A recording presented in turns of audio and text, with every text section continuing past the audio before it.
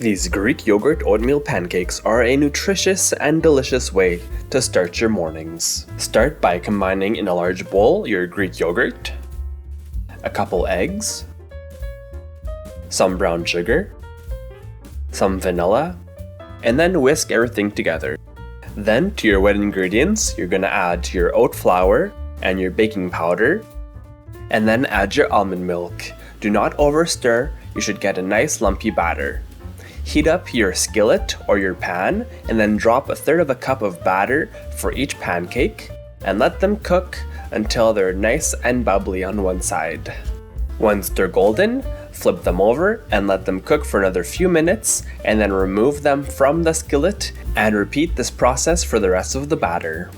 Make these pancakes your own by adding apples and cinnamon, your favorite fruit, or even chocolate chips. Serve these pancakes with your favorite toppings and find the full recipe at FrenchKissCook.com.